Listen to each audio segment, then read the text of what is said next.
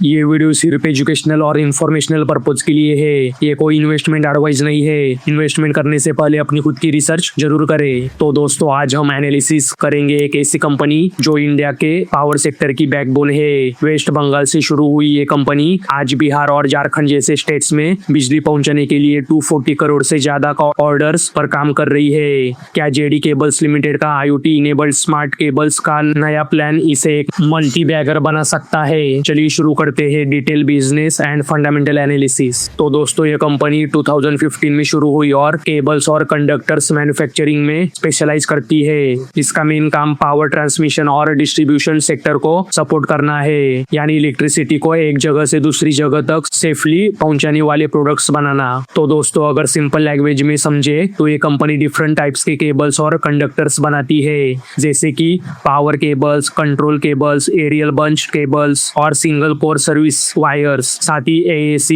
AAAC और SCSR जैसे conductors भी बनाती है। इन प्रोडक्ट्स का use government, electricity boards, private power companies और रिन्यूएबल एनर्जी प्रोजेक्ट्स में होता है। कंपनी कई स्टेट इलेक्ट्रिसिटी बोर्ड्स की अप्रूव्ड वेंडर है, जिससे कंसिस्टेंट ऑर्डर्स मिलने की संभावना रहती है। कंपनी का प्रोडक्ट मिक्स काफी डाइवर्सिफाइड दिखता है, लेकिन रेवेन्यू का बड़ा हिस्सा एक ही सेगमेंट से आता है। एरियल बंच केबल्स करीब 77% रेवेन्यू कंट्रीब्यूट करते हैं, जो अर्बन और रूरल इलेक्ट्रिफिकेशन में काफी यूज होते हैं। कंडक्टर्स का शेयर करीब 19% है। बाकी सेगमेंट्स जैसे पावर केबल्स, कंट्रोल केबल्स और सर्विस वायर्स का कंट्रीब्यूशन बहुत कम है। इसका मतलब कंपनी का बिजनेस काफी हद तक एक स्पेसिफिक प्रोडक्ट कैटेगरी पर डिपेंडेंट है। कंपनी के पास वेस्ट बंगाल में 2 मैन्युफैक्चरिंग यूनिट्स है, हावड़ा और हुगली में। इन प्लांट्स में मॉडर्न मशीन्स लगी हुई है, जैसे कि extruders, आर्मोरिंग machines, wire drawing setups और quality testing labs. Total install capacity करीब 28,000 किलोमीटर पर ईयर है। यूनिट 1 की कैपेसिटी 6,000 किलोमीटर है और यूटिलाइजेशन करीब 72% है, जबकि यूनिट 2 की कैपेसिटी 22,000 किलोमीटर है और यूटिलाइजेशन करीब 65% है। इसका मतलब अभी भी ग्रोथ के लिए कैपेसिटी अवेलेबल है। तो दोस्तों, कंपनी का रेवेन्यू कुछ स्पेसिफिक स्टेट्स पर ज्यादा डिपेंडेंट है। बिहार से सबसे ज्यादा करीब 35.5% रेवेन्यू आता है। उसके बाद वेस्ट बंगाल, झारखंड, आसाम और त्रिपुरा का कंट्रीब्यूशन है। बाकी स्टेट्स का शेयर कम है। इसका मतलब बिजनेस जियोग्राफिकली कॉन्सेंट्रेटेड है, जो फ्यूचर में रिस्क बन सकता है।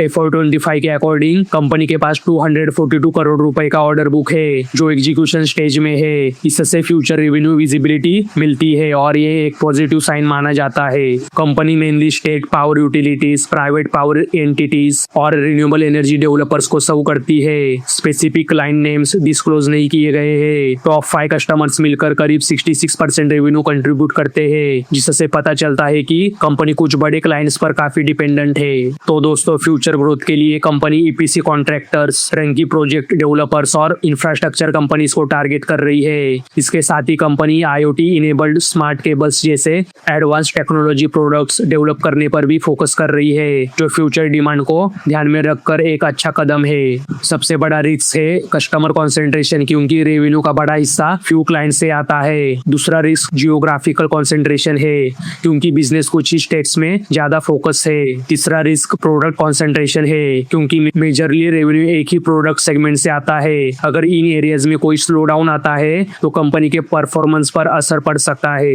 तो दोस्तों, ओवरऑल देखा जाए तो बिजनेस पावर सेक्टर से जुड़ा हुआ है, जो लॉन्ग टर्म में ग्रोइंग सेक्टर माना जाता है। स्ट्रॉन्ग ऑर्डर बुक और एक्सपेंशन प्लान्स पॉजिटिव पॉइंट्स है, लेकिन रिस्क को इग्नोर नहीं किया जा सकता।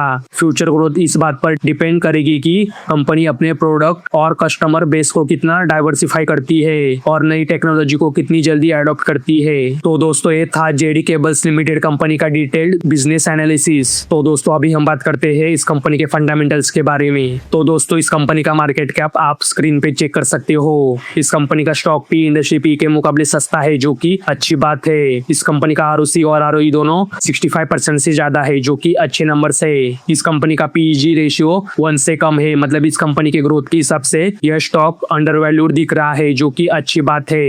इस कंपनी का डेट टू इक्विटी रेशियो 1 से कम है, मतलब इस कंपनी का डेट मैनेजेबल है। इस कंपनी का प्रेस परसेंटेज 0% है। इस कंपनी के प्रमोटर्स के पास 70% का स्टेक है। FIs के पास 0.59% और DIs के पास 4.99% का स्टेक है। तो दोस्तों, इस कंपनी का सेल्स और नेट प्रॉफिट आप स्क्रीन पे चेक कर सकते हो। तो दोस्तों, इस कंपनी का सेल्स ग्रोथ और प्रॉफिट ग्रोथ आप स्क्रीन पे चेक कर सकते हो। तो दोस्तों ये था जेडी केबल्स लिमिटेड कंपनी का डिटेल एनालिसिस। तो दोस्तों अगर आपको वीडियो पसंद आया हो तो वीडियो को लाइक शेयर और चैनल को सब्सक्राइब करना ना भूले। धन्यवाद।